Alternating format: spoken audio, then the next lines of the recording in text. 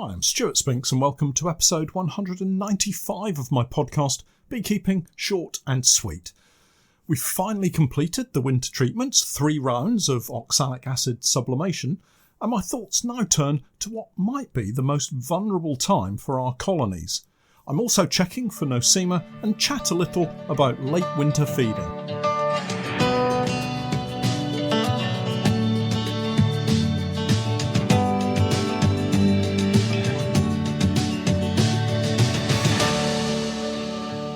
Beekeeping Short and Sweet, a beekeeping podcast for the inquisitive beekeeper with a short attention span.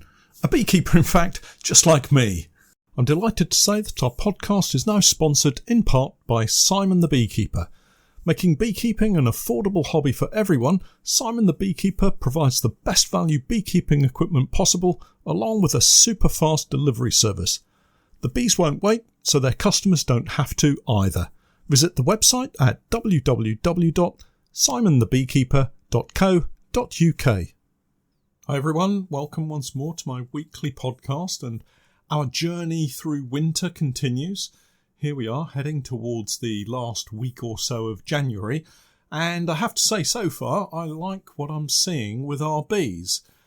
We have live bees in every box, and as normal, with what I'm seeing, some are really strong, some are what I would describe as average, and there are a number that are on the smaller side, and they do give me a little bit of concern. But it's fairly standard for this time of the year. In recent years, I found January is usually a quiet weather month. Some chilly spells, a little frost, a few warmer days, but nothing terribly dramatic that shuts everything down, or at least not for long. It looks like the end of the month is going to carry on along those lines, with daytime temperatures in the high single figures, maybe 8 or 9 degrees Celsius. That's around, 46 to 50 Fahrenheit-ish.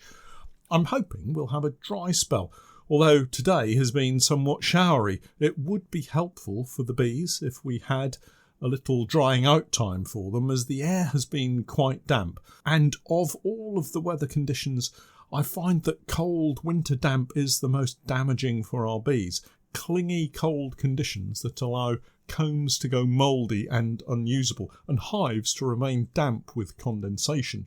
But looking at the forecast, it does seem we may be in for a couple of weeks of drier weather, and if the breeze picks up, it will blow away the damp and colonies should be able to move around and grab some food.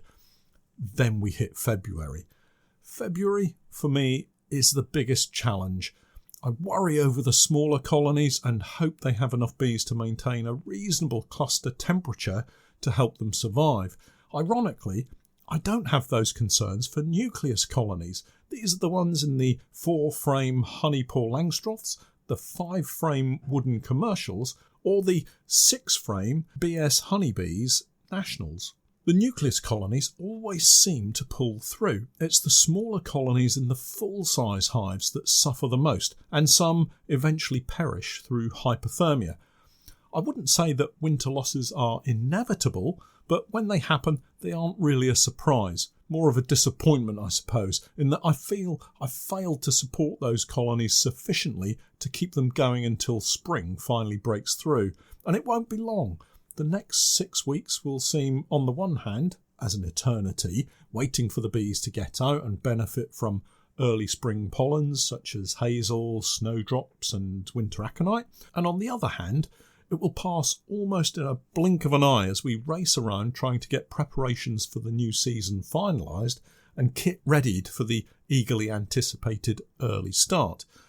We are, of course, fully dependent on the changes in the weather and hoping for a warm early spring.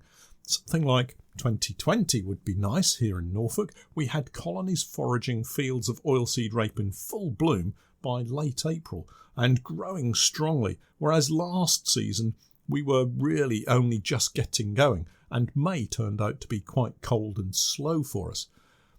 All of this is really quite critical for the success of my season, really. With a warm, dry start to the season, our colonies will be able to grow and develop strongly and will easily be able to cope with the splits that I'm planning to put in place. Here, I'm relying heavily on the swarming instinct of the colonies, that urge in the spring to naturally split and multiply, leaving behind a new queen while the old queen heads off and attempts to set up a new colony elsewhere. It's a potentially tricky time for splits. I can't overstate the importance of matured drones here. There's absolutely no point in splitting colonies or even losing swarms if there aren't any matured drones available for them. And although you would think colonies would hold off swarming too early in order to ensure there are enough drones around for mating flights, we saw back in 2019 the problems that can occur when there are insufficient early drones. Many of our colonies at that time that had either been split or had swarmed suddenly found themselves with drone-laying queens as mating flights failed again and again, all due to low numbers of drones and a sudden period of cold, wet weather. I would say that single event probably set me back a full season of growth in my business. All that doom and gloom said, us beekeepers are generally an optimistic bunch, and I'm ever hopeful we'll have a great start to the new season and boxes will fill rapidly with new colonies as we build our numbers for the summer flow. All of that is some way off. As I said, it seems to take forever to get here, but at the same time, blink and you'll miss it. And that's why we need to keep focusing on what needs to be done now and plan the way ahead carefully. Bee health is always top of the list. Varroa treatments are now complete. The next check will be some random colony Nosema checks. I don't intend checking all of our colonies, maybe 10 or 20% of them. It's a straightforward enough test, but does require a little bit of planning again. Nosema is known as a spore-forming microsporidian, and there are many different types, but just two that, as far as I'm aware, affect our honeybees, Nosema apis and Nosema ceranae. Here in the UK, there's no authorised treatment for Nosema, but there are some fairly easy steps that you can take to reduce the loading within a hive once you detect it. Let me explain the testing process first. It involves sampling adult bees from the hive, and the easiest way to do this is to wait for a reasonably warm part of the day when the bees are out flying. If you see a decent number of bees going out and back to the hive, simply plug the entrance with a piece of foam or cloth, just anything to stop bees getting out and, more importantly, getting back in. As the bees begin to pile up against the outside of the hive, have a small bag, such as a sandwich bag or a self-seal freezer bag ready, and if you have it, add a paper towel with some ethyl acetate soaked into it to kill the bees quickly and humanely.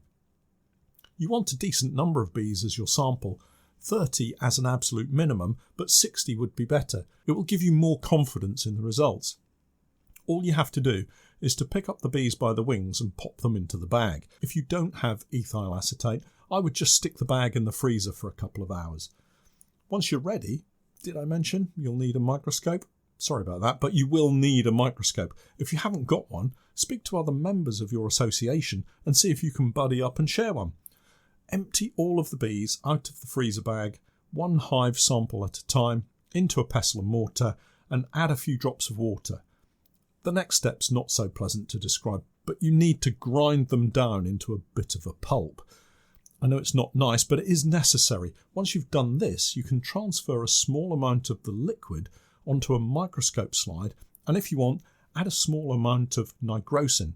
It's known as a gram-negative stain, and it will make it easier to see the Nosema spores. Basically, the background goes grey, and the Nosema stand out as tiny white grains, quite similar to rice really, only much smaller, hence the need for a microscope. The stain causes the outer casings of the spores to appear dark and the body of the spore to appear light. It's really effective, but you can get away without using it if you know what you're looking for. When you look at the sample under a microscope, if you only see one or two spores, I would say you're fairly safe to say that that colony has currently got a very low Nosema count. If you see a slide full of Nosema, you're going to have to act. But how can you act if there's no authorised treatment? Well, Nosema is one of those infections that spreads through faecal matter. As the bees get sick, they lose their energy and can't get out to fly on cleansing flights, so they just poop on the frames. Other bees wander around trying to clean up the mess and become infected with the spores. passed on by the sickly bees, and so the problem multiplies. The hive needs a clean.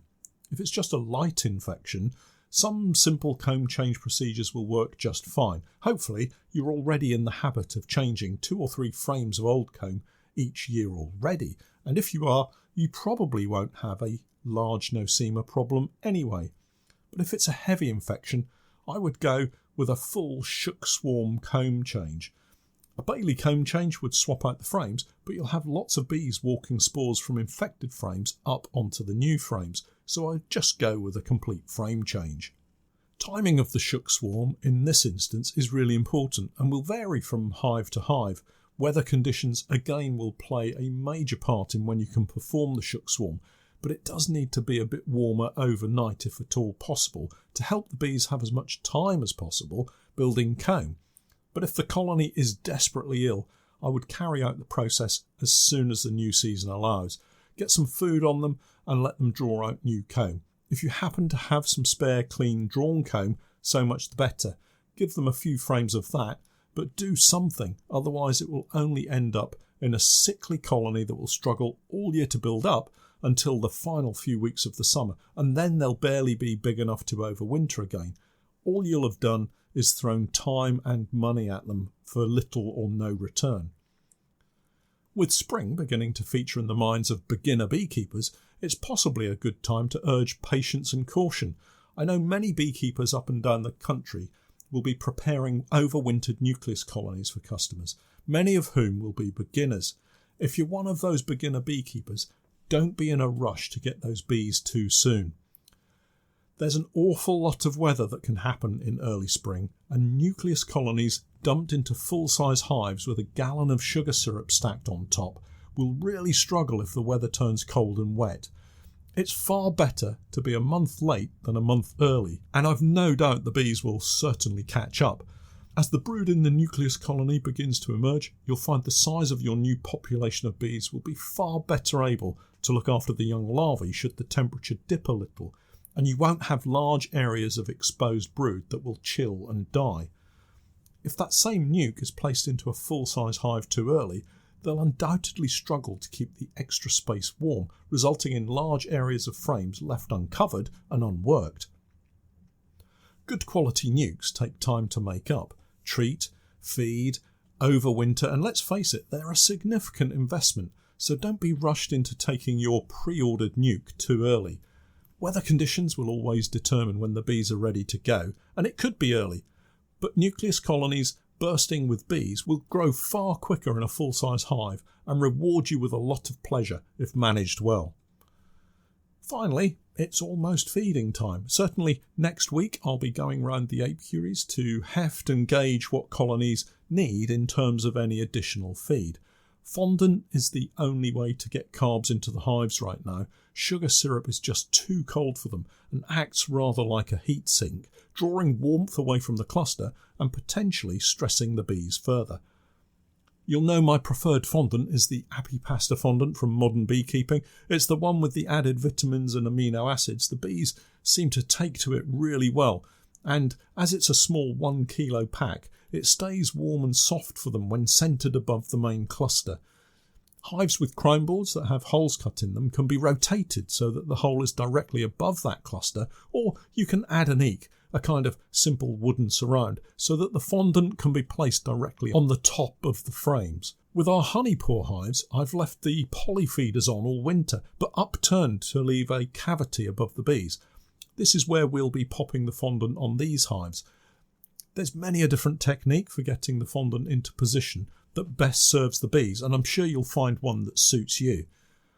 In some areas, we'll probably switch to pollen substitute in late winter, usually the last week or so of February, but that will only be in apiaries where we can see a distinct lack of pollen being collected, and I'll talk some more about that next month. Well, that's it for this week. I'll catch up with you all again next time, and just so you don't forget, I'm Stewart Spinks, and that was Beekeeping Short and Sweet.